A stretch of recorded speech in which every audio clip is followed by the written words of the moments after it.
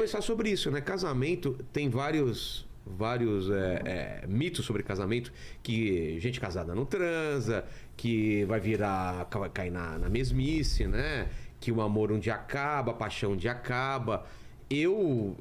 Tudo bem, eu tenho 7 anos, acho, de casado, mais uns 3, 4 de namoro também, e morava junto já, e eu até agora não vi essa parte ruim do casamento.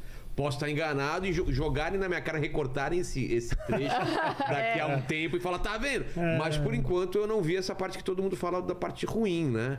O que vocês têm a dizer sobre o casamento relacionado a sexo, a amor, a paixão? Como que é? Bom, olha, eu acho que a gente tem de tudo um pouco, né? Isso vai muito da vivência desses casais aí, né? Pelas experiências que eles passam, né? Antes e depois, né? Antes e depois, exatamente. Então, a gente não pode esquecer que o evento Filhos traz uma transformação muito forte para a relação de um casal. Dificuldades financeiras, desemprego, a própria pandemia, como a gente estava falando aqui no começo. Nossa, quantos casais se separaram, né, na pandemia ou ficaram mais unidos. Estatisticamente aumentou.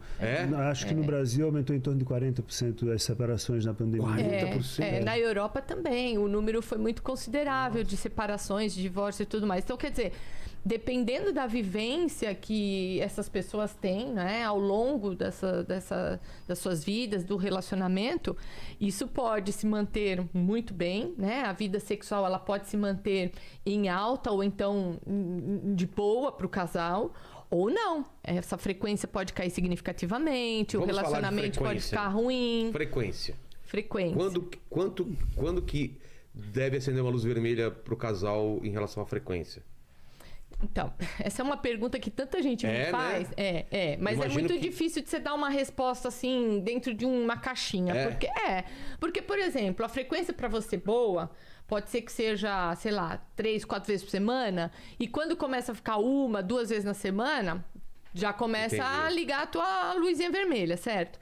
Tem casais que transam 1 vez no mês, 1 vez a cada 2 meses, e tá tudo bem.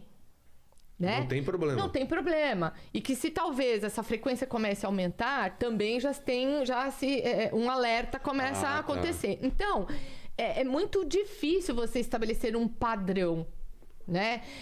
Vai muito da vivência, de novo, como eu digo, do que é importante para o casal, da frequência que é boa para eles.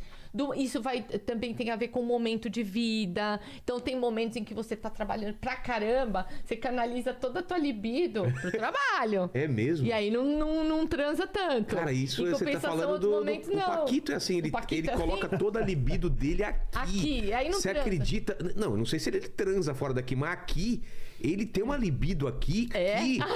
Tem outro funcionário que fez uma denúncia grave, que ele andou passando partes dele nas costas da mão do outro. Tem foto dele passando mesmo? Em outros lugares. Eu ainda vou revelar aí, um dia que tem um caso que foi o contrário. Mandíbula fez comigo. Tá bom, então. Vou revelar ainda. Mas isso acontece, né? Então... De viver um momento de você tá trabalhando tanto, tá aquele negócio que a pessoa não consegue pensar em outra coisa. É verdade. E é muito importante, às vezes, a gente tá ligado nisso, porque a Organização Mundial da Saúde, por exemplo, em 2002, ela lançou uma pesquisa que a gente até se norteia por ela até hoje, apesar de já ter 20 anos de pesquisa, mas a gente se norteia muito por ela. Que ela diz que uma pessoa, para ter qualidade de vida, ela precisa ter 4 pontos em equilíbrio na vida. Seria vida em família, lazer, trabalho e sexo.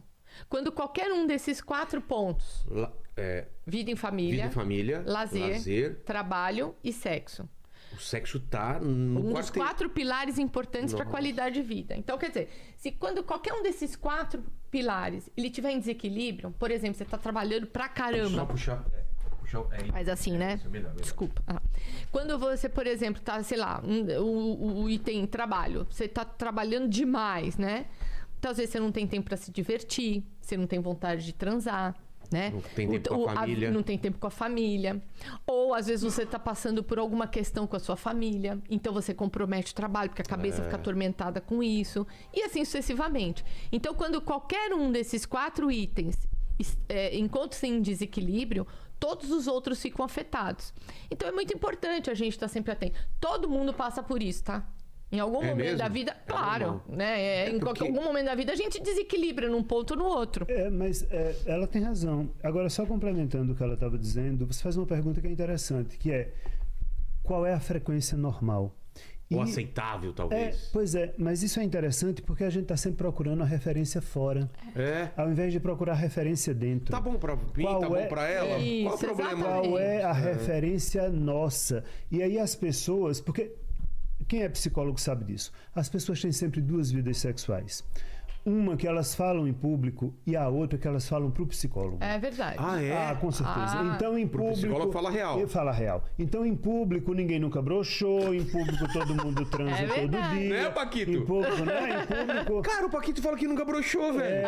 Então... Mas um dia vai, tá? Ah, não é é praga questão de não, mas um tempo, dia né? vai, viu? Pois é, mas aí, quando vai para o psicólogo, aí você começa a ver detalhes que eu nunca brochei, a não ser quando eu tô apaixonado, aí eu tenho medo de brochar, porque aí eu começo a ficar inseguro, como é que vai ser meu desempenho. Então, as pessoas precisam começar a procurar referências internas.